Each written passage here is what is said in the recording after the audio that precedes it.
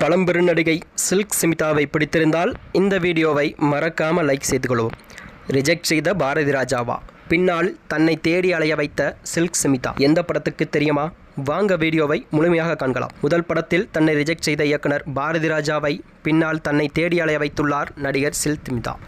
மறைந்த 30 வருடங்கள் கடந்திருந்தாலும் இன்றும் பல சினிமா பிரபலங்களின் பேச்சுக்கள் மூலம் வாழ்ந்து கொண்டிருக்கும் நடிகை தான் சில்க் ஸ்மிதா ஆவார். தமிழ் சினிமாவில் அறிமுகமானது வண்டி சக்கரம் என்ற படத்தில் தான் என்றாலும் கூட அதற்கு முன்பரே அவர் பாரதி ராஜா இயக்கத்தில் நடிக்க வேண்டியவர் என்பதும் பலரும் அறியாத ஒரு தகவலாக இருந்துபட்டு வருகிறது. இந்திய சினிமாவில் தனது நடிப்பு, நடனம் உள்ளிட்ட பல திறமைகளையும் வைத்தும் இன்றும் நிலைத்திருப்பவர்தான் சில்க் ஸ்மிதா ஆவார்.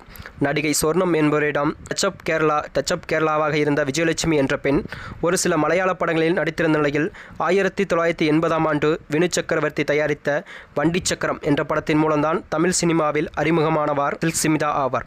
இந்த படம் தான் அவருக்கு சில்க் ஸ்மிதா என்ற பெயரையும் எடுத்து தந்ததாம். முதல் படத்தில் கவர்ச்சி நடிகையாக இருந்தாலும் இரண்டாவது படமாக வெளியான அலைகள் ஓய்வதில்லை படத்தில் நடிகர் தியாகராஜனின் மனைவி என்ற கேரக்டரில் நடிப்பில் அசத்தியிருப்பாராம். அதன் பிறகுதான் ஒரு சில படங்களில் முக்கிய கேரக்டர்களில் நடித்திருந்த இவர் பல படங்களுக்கு கவர்ச்சி கேரக்டரிலும் ஒரு பாடலுக்கு நடனமாடும் டான்சராகவும் நடித்திருந்திருக்கார். முன்னணி இயக்குநர்கள் தங்களது படங்களில் சில்க் ஸ்மிதா இருக்க வேண்டும் என்றும் ஆசைப்பட்டுள்ளார். தமிழ் மட்டுமல்லாமல் மலையாளம், தெலுங்கு, கன்னடம், இந்தி உள்ளிட்ட இந்திய மொழிகளில் பல படங்களிலும் பல முன்னணி நடிகர்களுடன் இணைந்து பல வெற்றிகளையும் கொடுத்துள்ளார் சில்க் ஸ்மிதா. முதலில் பாரதி ராஜா படத்தில்தான் அறிமுகமாக இருந்தவர் 1979ஆம் ஆண்டு மலையாளத்தில் வெளியான ஒட்டப்பெட்டவர் என்ற படம்தான் சில்க் ஸ்மிதா சினிமாவில் அறிமுகமான முதல் படமாகும். இந்த படம் வெளியான அதே ஆண்டில்தான் தமிழில் பாரதி ராஜா இயக்கத்தில் புதிய வளர்ப்புகள் படமும் வெளியானதாம். பாக்யராஜ் நாயனாக அறிமுகனாக இந்த படத்தில் ஒரு பூவிற்கும் பெண் கேரக்டருக்கும் முதலில் சில்க் ஸ்மிதாவை தான் தேர்வு செய்துள்ளார்களாம்.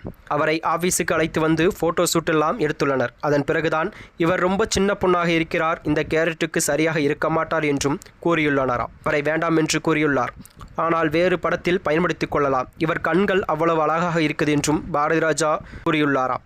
அதன் பிறகுதான் 1980ஆம் ஆண்டு வண்டி சக்கரம் என்ற படத்தின் மூலம் தமிழில் அறிமுகமான சில்க் ஸ்மிதா 1981ஆம் ஆண்டு வெளியான அலைகள் ஓய்வதில்லை படத்திற்காக தியாகராஜனின் மனைவியாக நடிக்க இவர்தான் வேண்டும் என்றும் பாரதி ராஜா அவரை அழைத்து வருமாறும் என்றும் மனோபாலா மற்றும் மணிவண்ணன் ஆகியோரிடம் கூறியுள்ளனர். அதன் பிறகுதான் இருவரும் சில்க் ஸ்மிதா வீட்டை கண்டுபிடித்தும் அவரை வரவழைத்து அந்த படத்தில் நடிக்க வைத்துள்ளனர்.